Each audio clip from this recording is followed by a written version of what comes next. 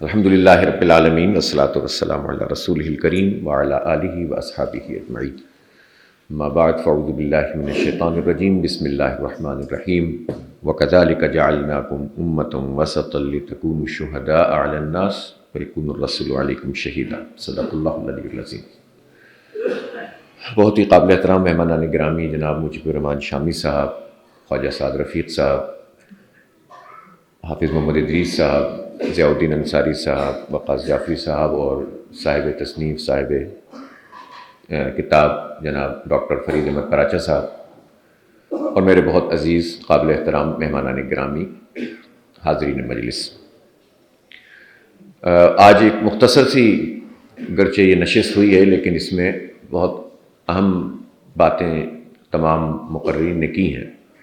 حوالہ تو ڈاکٹر صاحب کی کتاب ہے جو ان کی در حقیقت پی ایچ ڈی کی جو تحقیق ہے یا تھیسس ہے اس پر مشتمل ہے، لیکن انہوں نے اس کتاب میں ایک طرح سے سید مودودی رحمۃ اللہ علیہ کے افکار کی بھی ایک تلخیص بیان کر دی ہے، اور ان کی جد و جہد کو بھی کسی طرح سے سمرائز کر دیا ہے، اور عملی سیاسی میدان میں جو اصول انہوں نے وضع کیے اس کو بھی ایک اچھی ترتیب کے ساتھ رقم کیا ہے۔ اس لحاظ سے یہ مقالہ بہت اہم ہے کہ اگر اس کا ہم مطالعہ کریں گے، ایک تو اس میں درجہ بندی بہت اچھے طریقے سے کی گئی ہے، اس کا انڈیکس ہی اتنا ٹھیک طریقے سے مرتب ہوا ہے کہ جس کو دیکھ کر ایک شوق بھی پیدا ہوتا ہے کہ ہم کون سے حصے کو اس میں سے پڑھ سکتے ہیں اور دیکھ سکتے ہیں۔ پوری کتاب پڑھ لی جائے تو بہت ہی اچھا ہے، لیکن یہ اس لحاظ سے بھی اہم ہے کہ اس کے اگر علیحدہ علیحدہ حصے بھی مطالعہ کر لیے جائیں تو میرے خیال ہے کافی چیزیں سمجھ میں آنا شروع ہو جائیں گی۔ تو اس لحاظ سے ڈاکٹر صاحب کو، فرید احمد پراچہ صاحب کو ہم مبارکباد پیش کرتے ہیں کہ ان کی آج سے 22-23 سال پہلے کا جو تھیسس تھا وہ اب ایک کتابی شکل میں موجود ہے، اور اللہ تعالیٰ ان کے لیے دنیا و آخرت کی ساری بھلائیاں عطا فرمائے اور اس کتاب کو ان کے لیے صدقہ جاریہ بنائے۔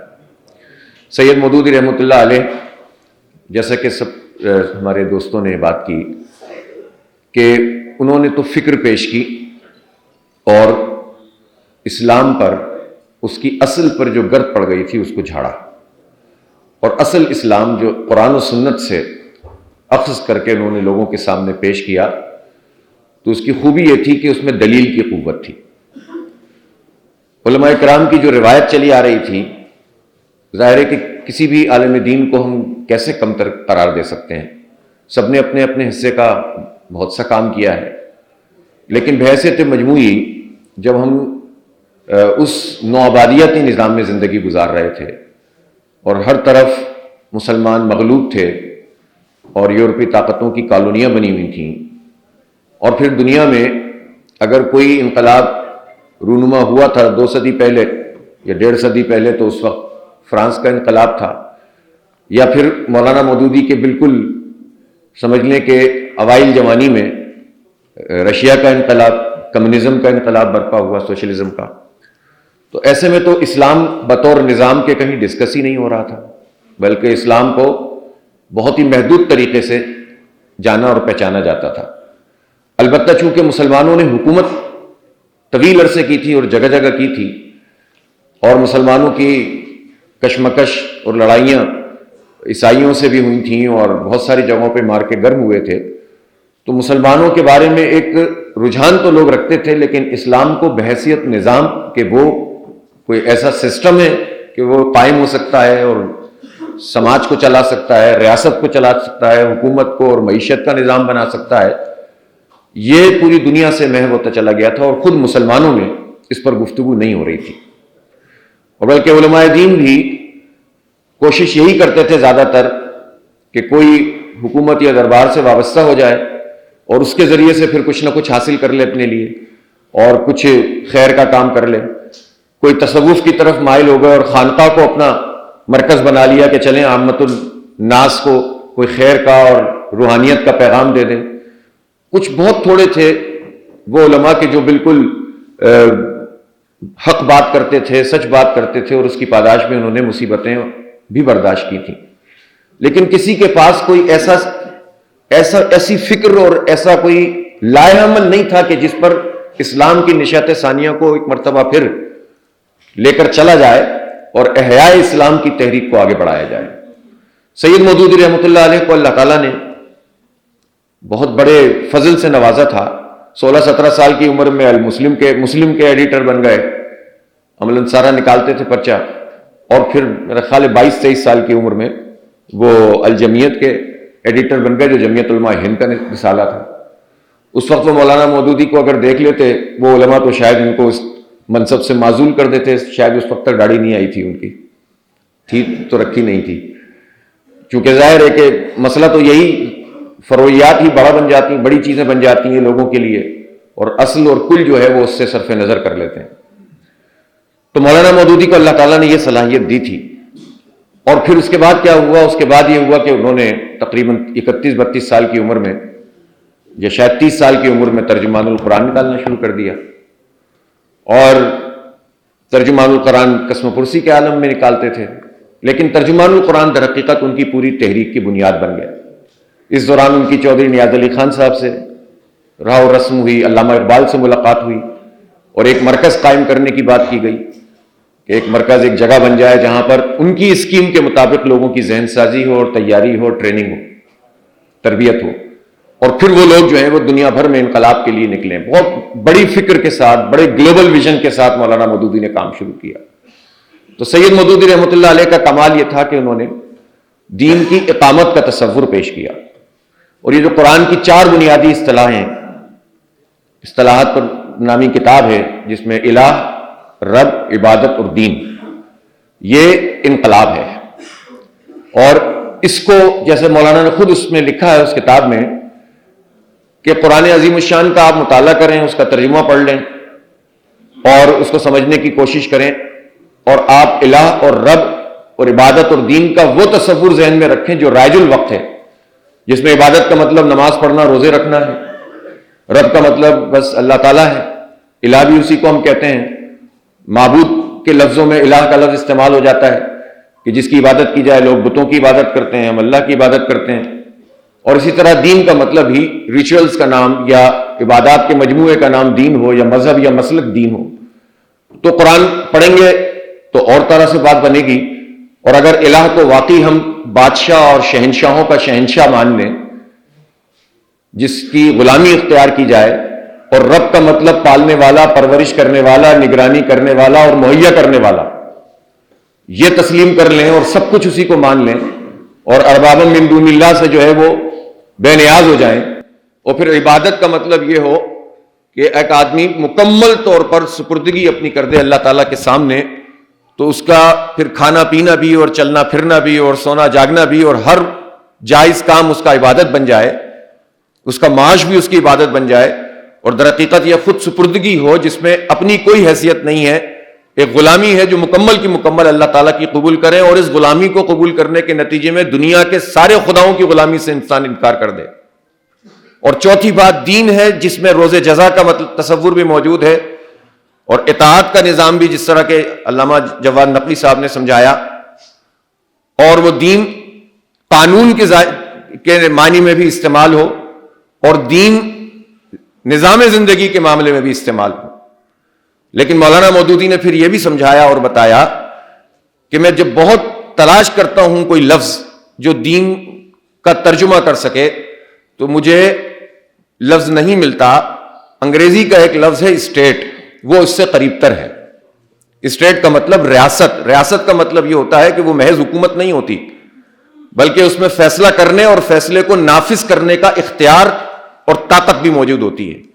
یہ نہیں ہے کہ ہم فیصلہ کریں اور کوئی طاقتور آ کر اس فیصلے کو رد کر دے، جیسا کہ آج کل سعد بھائی کی پارٹی میں ہوتا ہوگا یقیناً، تو پتہ نہیں ہوتا ہوگا شاید.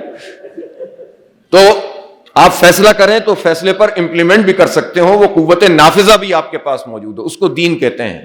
تو جو دین کی یہ تشریح سمجھتا ہو، جو رب کو رب اس طرح سے مانتا ہو، جو الہ اس طرح سے قبول کرتا ہو اور عبادت کو غلامی سمجھتا ہو، تو وہ جب قرآن عظیم الشان کا مطالعہ کرے گا تو اسے قرآن ایک انقلابی کتاب اور ایک تحریکی کتاب کی صورت میں سامنے آئے گا. اور جو محدود معنوں کے ساتھ پڑھے گا تو اس کو محدود چیزیں جو ہے وہ حاصل ہونا شروع ہو جائیں گی. اسی طرح مولانا مودودی نے اپنی بہت ابتدائی لٹریچر میں ہی جہاد فی سبیل اللہ کو سمجھایا، اقامت دین کے تصور پر بات کی کہ دین قائم ہونے کے لیے آیا ہے، مغلوب رہنے کے لیے نہیں آیا۔ جس طرح اقامت صلاۃ کا ایک پورا معنی اور مفہوم ہوتا ہے، اس کا پورا نظام ہوتا ہے، اسی طرح اقامت دین بھی ایک پورا سسٹم ہے جس کو قائم کرنے کی کوشش کی جائے گی۔ جن حالات میں وہ یہ کام کر رہے تھے اس وقت انگریز کی حکومت تھی بر صغیر میں، اور اس زمانے میں پاکستان بننے کی بھی ایک سلسلہ شروع ہو گیا تھا، بڑی تحریک بھی موجود تھی، لیکن مسلم لیگ کے پاس لٹریچر کوئی نہیں تھا۔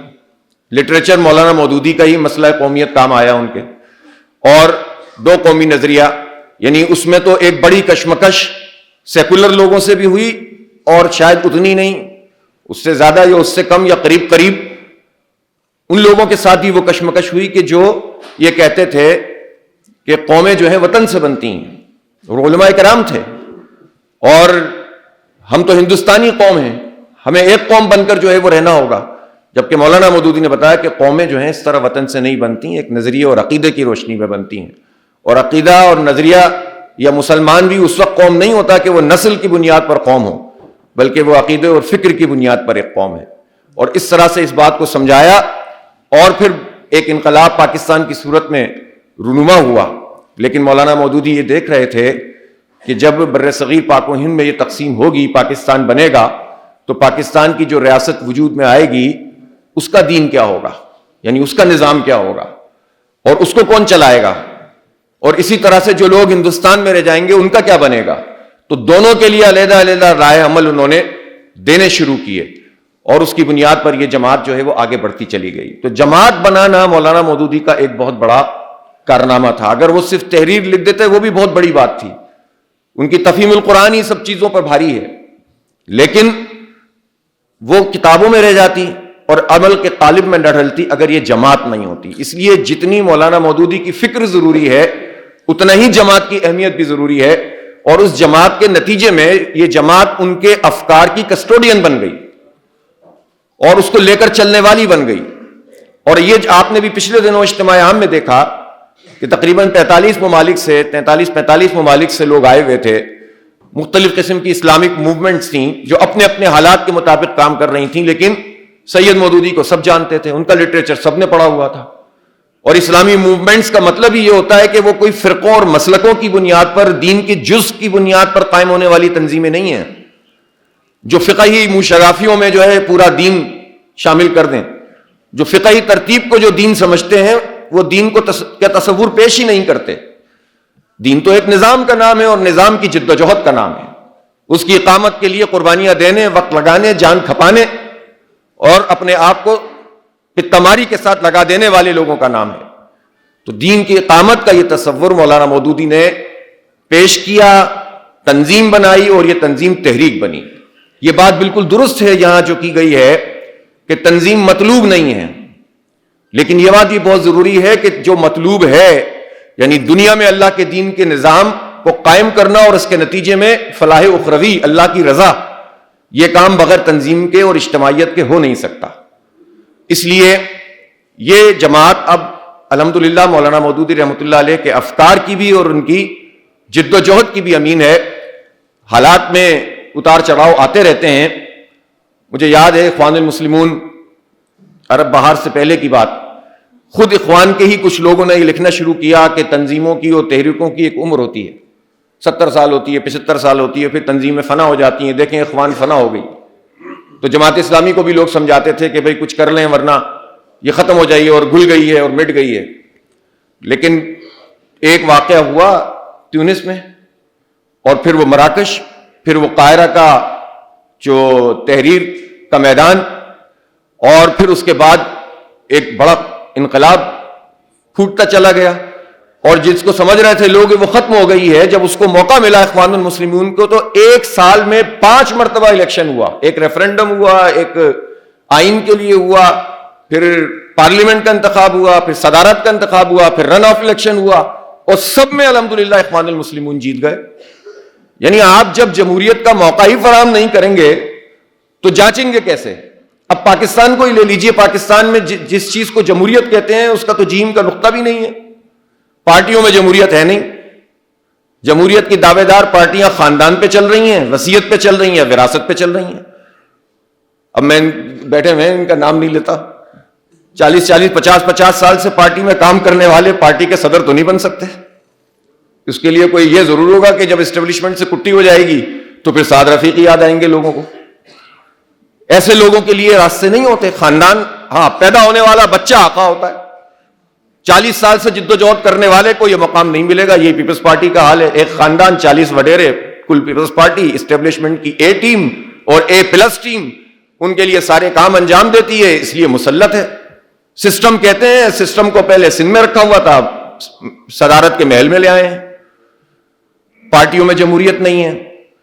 جمہوریت کی نرسری ہے طلبہ یونین، 41 سال سے اس پہ پابندی ہے. جمہوریت کی نرسری ہے لوکل باڈیز، بلدیاتی انتخابات کراتے ہی نہیں ہیں. کرانے پڑ جائیں بمشکل تو لولے لنگڑے اندھے بہرے کانے جو آپ عنوان دے دیں اسے، ایسے انتخاب کرائیں گے. اور ماشاءاللہ پنجاب حکومت نے تو بڑا نمبر حاصل کر. ان دونوں میں بہت مقابلہ سخت ہے. غیر جمہوری رویوں، جمہوریت پر شب خون مارنے میں سندھ اور پنجاب کا اس وقت زبردست مقابلہ ہے.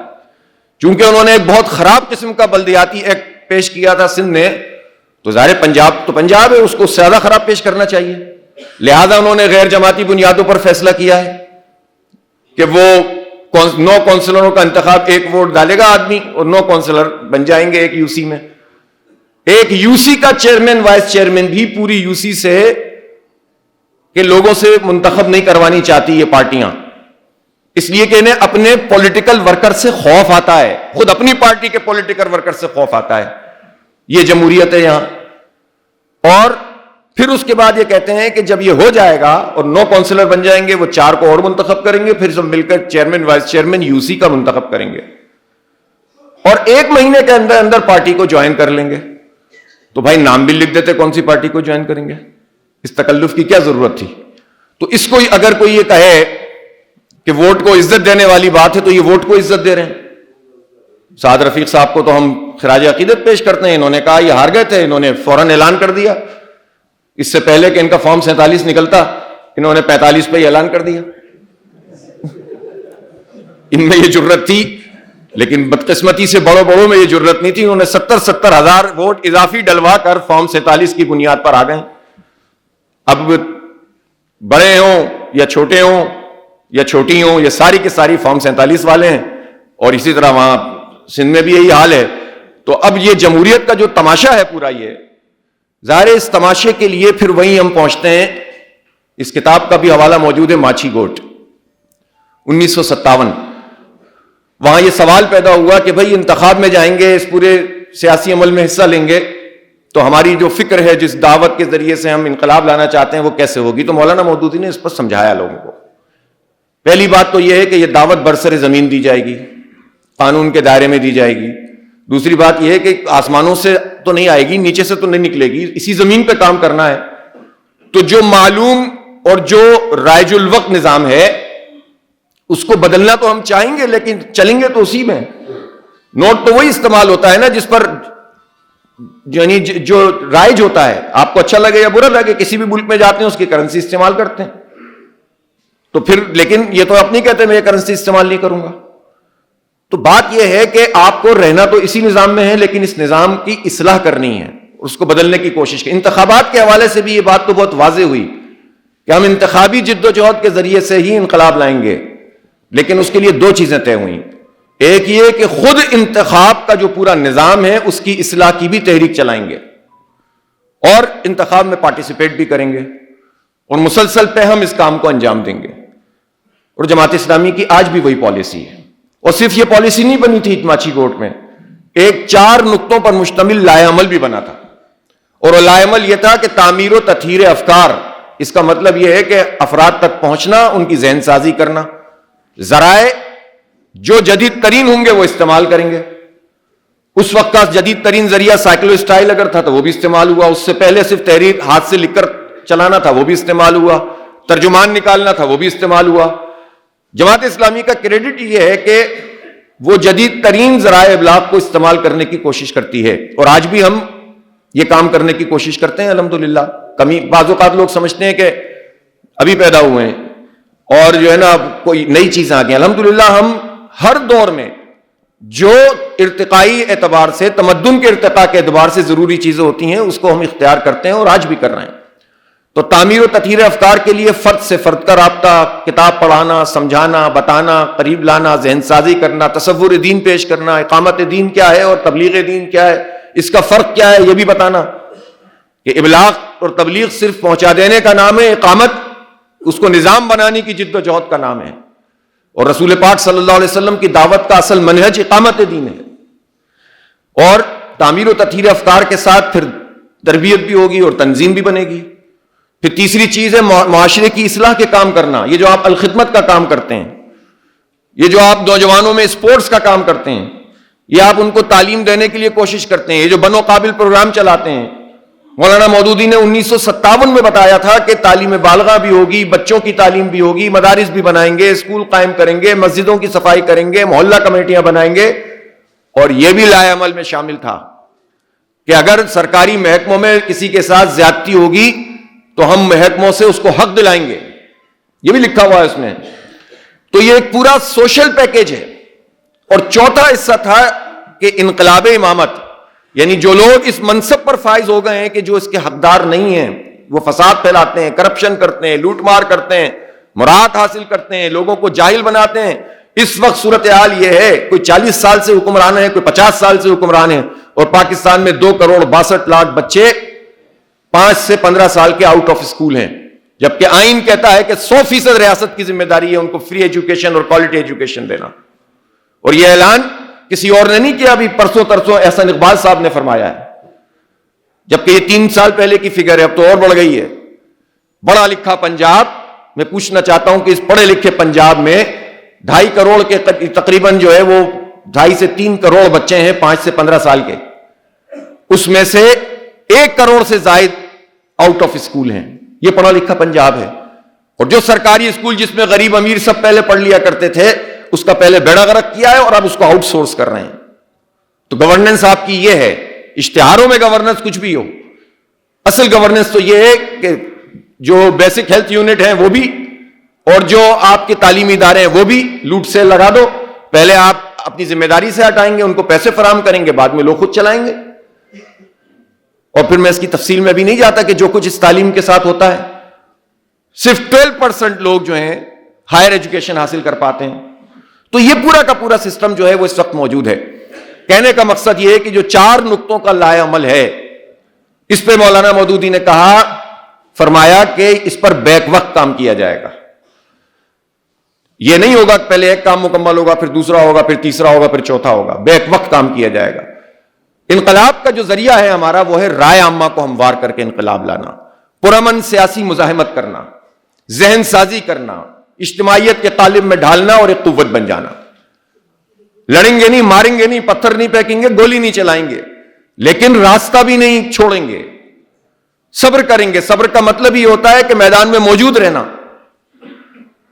گال پیش کر کے پیچھے نہیں ہٹ جانا، اور وہ صبر کریں گے جیسا بنگلہ دیش میں جماعت اسلامی نے صبر کیا۔ پھانسی کے پھندوں پہ لٹکا دیا گیا، ہزاروں لوگوں کو قید میں ڈال دیا گیا، بچیوں کو اور خواتین کے شعبے کی ہزاروں طالبات اور خواتین کو انہوں نے جیل میں ڈالا، کتنے مقدمات بنائے۔ اور اس کے بعد کیا ہوا ہے؟ وَتِلْكَ الْأَيَّامُ نُدَاوِلُهَا بَيْنَ النَّاسِ، کہ ایام تو انسانوں کے درمیان میں گردش کرتے رہتے ہیں، کبھی ایک طرف ہوتا ہے، کبھی دوسری طرف ہوتا ہے۔ آپ ثابت قدمی کے ساتھ کھڑے ہوئے کہ نہیں کھڑے ہوئے؟ تو الحمدللہ آج جماعت اسلامی وہاں ایک بہت بڑی اور مؤثر قوت ہے، انتخاب میں جو کچھ بھی ہو۔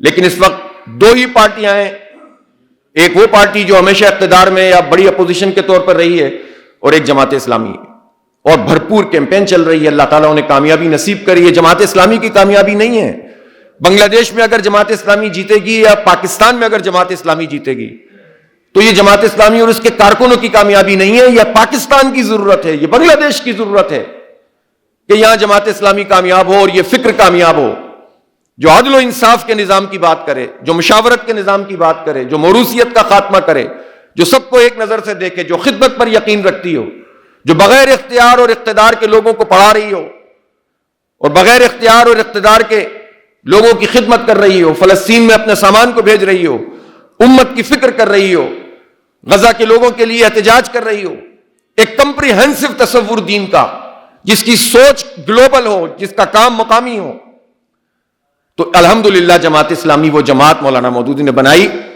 ہم بہت گناہگار خطا کار لوگ ہیں, کہاں سید مودودی اور کہاں ہم جیسے لوگ, لیکن بس اللہ تعالیٰ کا نام بڑا ہے, چل پڑے ہیں. اللہ تعالیٰ اس میں قوت دے, طاقت دے, اور یہ جماعت واقعتاً اپنی حقیقی منزل تک پہنچ جائے.